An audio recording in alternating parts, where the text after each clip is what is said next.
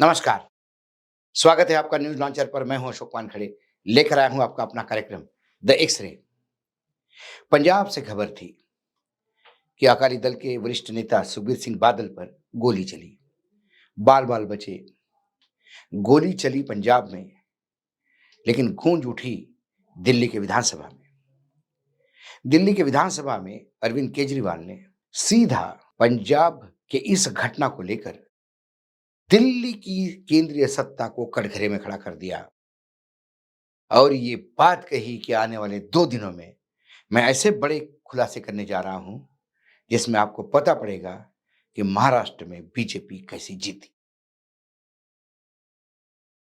दरअसल मामला ये हुआ कि जब पंजाब में सुखबीर सिंह बादल जी के ऊपर गोली चली, उनकी जान तो बच गई, लेकिन पूरी बीजेपी यानी जो अरविंद केजरीवाल ने आरोप लगाया है कि पंजाब पुलिस की वजह से एक बड़ा हादसा होते-होते बच गया।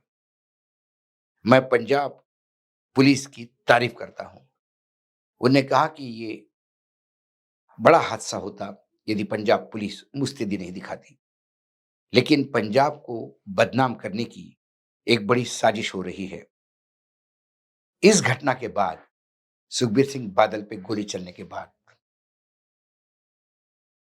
पंजाब में कानून और व्यवस्था को लेकर सवाल उठने लगे हैं। भाजपा और पूरा मीडिया, गोदी मीडिया मानो पंजाब सरकार पे टूट पड़ा है। पंजाब में आम आदमी पार्टी की सरकार है। पंजाब की एक घटना पर सवाल उठा रहे हैं, लेकिन दिल्ली में मर्डर फिरौती की कॉल आ रही है तो कह रहे हैं कि दिल्ली में ये कोई मुद्दा नहीं है। गृह मंत्री के घर के 10-15 किलोमीटर के रेंज में सैकड़ों घटना हो रही है। क्या वीआईपी सुरक्षा जरूरी है और आम आदमी की सुरक्षा जरूरी नहीं है? अरविंद केजरीवाल ने अमित शाह पर निशाना साधते हुए कहा कि जब से अमित शाह गृह मंत्री बने, दिल्ली की कानून व्यवस्था का हाल बहुत बुरा हो चुका है। मैं बहुत दिनों तक चुप रहा, लेकिन अब नहीं। मैं दिल्ली के अलग-अलग इलाकों में जा रहा हूं। जहां कहीं भी घटना घटती है, मैं वहां जाके देख रहा हूं। दिल्ली की गली-गली में आज नशा बिक रहा है। ये ड्रग कहां से आ रहा है, वो मैं बता रहा हूं। दिल्ली में कई जगह पर बड़े नशे की बड़ी खेप मिली है। ये ड्रग गुजरात से आया था। चुनाव आयोग भी कह चुका है कि गुजरात नशे का हब बन गया है। अंकलेश्वर, बड़ोदरा में ड्रग की फैक्ट्रियां हैं। हजारों करोड़ के ड्रग मुंद्रा पोर्ट से पकड़ी गई है। केजरीवाल ने कहा कि पिछले कुछ वर्षों में गुजरात में 2.5 लाख करोड़ की ड्रग पकड़ी गई। समुद्र के रास्ते ड्रग गुजरात पहुंचता है। वहां पर फैक्ट्री लगी है। ड्रग तैयार किया जाता है और पूरे देश में भेजा जाता है। पूरे देश में नशे पर कंट्रोल करने की जिम्मेदारी गृह मंत्री की है। गुजरात अमित शाह का होम स्टेट है। मुंद्रा पोर्ट अमित शाह के ही दोस्त की है, यानी अडानी की है। बिना सरकार की मिलीभगत के ये ड्रग कारोबार संभव नहीं है। अब ये सवाल उठता है कि ये मिलीभगत सरकार के टॉप लेवल से तो नहीं है। उन्होंने कहा कि मैं आज खुलासा करना चाहता हूं कि जब मैं सीएम बना तो मेरे ऊपर दबाव था कि दिल्ली की बिजली अडानी को सौंप दूं। मैंने ऐसा नहीं किया। अगर अगर ऐसा कर देता तो आज दिल्ली वालों को मैं फ्री बिजली नहीं दे पाता। नहीं दिल्ली वाले बिजली का बिल चुका पाते, क्योंकि जहां-जहां अडानी गए वहां-वहां बिलों में भारी बढ़ोतरी हुई। अब मुझे पता चल रहा है कि शायद इसलिए ही मुझे जेल भेज दिया गया था, क्योंकि मैंने अडानी को दिल्ली की बिजली नहीं सौंपी। 2 दिन बाद बड़ा खुलासा करूंगा। बताऊंगा कि बीजेपी वाले चुनाव में कैसे जीतते हैं। मेरे पास सबूत भी है, गवाह भी है। मैं बताऊंगा कि महाराष्ट्र में ये कैसे जीत गए। अरविंद केजरीवाल का ये कहना, ये सीधा-सीधा अडानी, ड्रग, सरकार से दोस्ती, इसका नेक्सस बताता है। उड़ता पंजाब तो हमने सुना था। पंजाब ड्रग के नशे में था, ये हमने सुना था। एक सामाजिक व्यवस्था की वहां जरूरत है जो पंजाब से ड्रग मुक्त कराए। लेकिन ये ड्रग का कारोबार धीरे-धीरे अब गुजरात के रास्ते क्यों आ रहा है? मेरी जो कई ऐसे लोगों से बात होती है कि जो पहले रॉ में काम कर चुके हैं। बहुत सारे, क्योंकि पत्रकारिता में 30 साल दिल्ली में रहने से विभिन्न अधिकारियों से अपने लेवल पे एक वैयक्तिक दोस्ती भी होती है। खासकर अफ़गानिस्तान में जब तालिबान की सरकार बनी, तो अफ़गानिस्तान और पाकिस्तान बॉर्डर पे जो ड्रग की रिफाइनरियाँ लगी थी, वो संकट में आ गई। ये पाकिस्तान के साथ दुर्भाग्य भी है, जो बड़े नेता वहाँ नेता बन जाते हैं, जोड़े बड़े बड़े व्यक्ति जब नेता बन जाते हैं, सत्ता का पावर उनके पास आता है, तो फिर एक ड्रग की रिफाइनरी वो भी खोलते हैं, क्योंकि इससे ज़्यादा पैसा किसी में नहीं।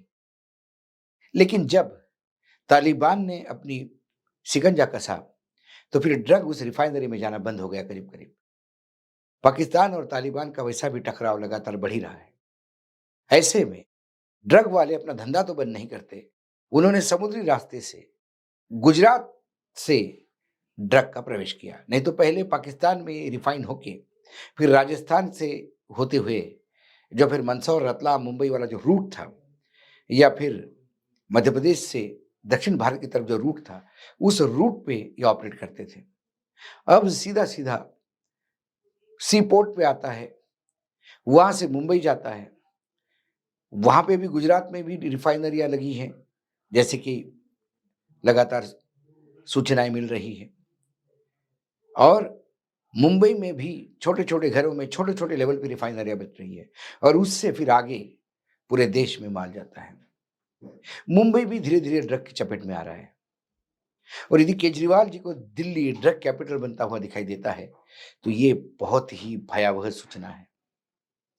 जब मैं एक्स-रे से देखता हूँ, ये मात्र सुखबीर सिंह बादल पे जो गोली चली, मामला वहाँ तक सीमित नहीं आता। ये गोली क्यों चली? क्या खालिस्तानी इसमें थे, या पंजाब सरकार को बदनाम करने की ये साजिश थी? और ये सब भी नहीं थे, तो फिर यदि बीजेपी बुरी तरह से टूट पड़ रही है गोलियां चलने पे, तो फिर भाजपा शासित राज्य में क्या हो रहा है?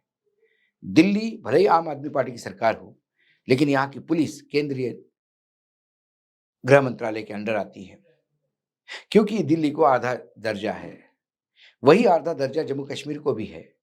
वहाँ की भी पुलिस केंद्र के अधीन है और सीधा एलजी के थ्रू ऑपरेट होती है।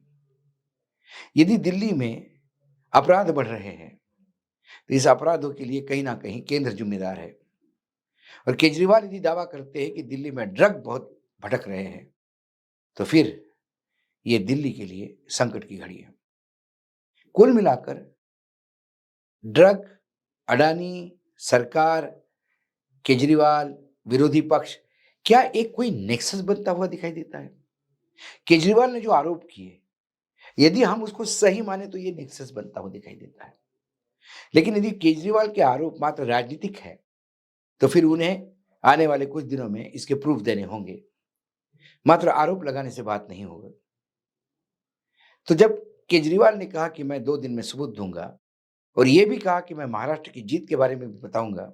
महाराष्ट्र में आज शाम को ही शपथ विधि होने जा रहा है, जहाँ मुख्यमंत्री देवेंद्र फडणवीस होंगे, 2 उप मुख्यमंत्री होंगे, एकनाथ शिंदे, अजित पवार, और सरकार वहाँ कामकाज शुरू करेगी। 230 की भारी मैंडेट मिलने के बाद ये लगातार सवाल उठ रहे हैं, क्योंकि पूरा महाराष्ट्र के सब मतदाता एक दूसरे को पूछ पूछ रहे हैं कि हो क्या गया है? ये कैसा हुआ? कई जगह मॉक पोलिंग की ड्रिल भी हो रही है। कई बातें हम लगातार आपके सामने आ रहे हैं। लेकिन क्या उसमें भी अडानी फैक्टर है? महाराष्ट्र में शरद पवार कहते हैं कि भयावह पैसा चला है। क्या धन पशुओं ने अपना पैसा खोल किया था? नव धन पशु जो बने हैं, जो सरकार का समर्थन करते हैं, क्या उन्होंने पैसा दिया? कई आरोप हैं, क्योंकि मुंबई में सबसे ज़्यादा यदि बड़ा किसी का इंटरेस्ट अटका हुआ है, तो अडानी जी का है। यदि मुंबई महाविकास आघाड़ी, यदि महाराष्ट्र महाविकास आघाड़ी जीतता, तो शायद अडानी जी की स्थिति बहुत कमज़ोर होती, और बहुत जगह उनके करोड़ों अब्जों रुपए का, लाखों करोड़ों रुपए का नुकसान होता। महाविकास आघाड़ी आने के बाद अब वो लाखों करोड़ रुपए मल्टीप्लाई कई फोल्ड बढ़ते हुए आपको दिखेंगे। मुंबई, गुजरात ड्रग, पंजाब ड्रग, आम आदमी पार्टी, केंद्र सरकार, ये सारा मुझे इस एक्स-रे से बिखरा हुआ दिखाई देता है। केजरीवाल जी ने वादा किया है कि वो सारी कड़ियों को जोड़ के प्रूफ के साथ कुछ दिनों में साथ में रखेंगे। हम तब भी इंतज़ार करेंगे, तब देखेंगे डायरेक्ट हिट में कि वो किसको हिट करते हैं। वर्तमान में इस पूरी खबर को हम एक्स-रे से देखते हैं, तो हमें आने वाले समय में, क्योंकि अब विधानसभा का चुनाव भी दिल्ली में है, साथ में बिहार में भी है, तो जिस हिसाब से एक्टिव हुए, उन्होंने एक बात और कही कि अडानी को मैंने नहीं दिया, इलेक्ट्रिसिटी नहीं दी, तो मुझे जेल डाला गया। उन्हें जेल किस लिए डाला गया? उनके उप मुख्यमंत्री सिसोदिया किस लिए जेल थे? संजय सिंह किस लिए जेल थे? इनको ज़मानत तो मिल गई, लेकिन बार-बार ईडी किसी के एफ़िडेविट पे किसी को उठा लेती है, जिसके लिए सुप्रीम कोर्ट ने भी नाराज़गी व्यक्त की। तो कुल मिला के चाहे अनिल देशमुख हो, कुल मिला के संजय सिंह हो, मनीष सिसोदिया हो, अरविंद केजरीवाल हो, हेमंत सोरेन हो, ईडी ने जो इनको जेल में डाला, कहीं न कहीं इसमें राजनीतिक षड्यंत्र की बू दिखाई देती है। और सभी की ज़मानतों के दौरान जो टिप्पणियाँ हुई हैं न्यायपालिका की, वो इस बात को रेखांकित करती है कि हाँ, ये राजनीतिक षड्यंत्र था। तो क्या अरविंद केजरीवाल चुनाव के आते-आते कुछ ऐसे 2-4 विस्फोट करेंगे, जिससे सत्ता पक्ष का एक घिनौना चेहरा सामने लाने का प्रयास करेंगे, या फिर ये ऐसी ही बातें होती रहेगी। एक्स-रे से मैं आज इतना ही देख पाता हूँ। आज एक्स-रे में इतना ही, कल फिर आऊँगा किसी विषय के साथ, तब तक के लिए नमस्कार। देखते रहिएगा न्यूज़ लॉन्चर।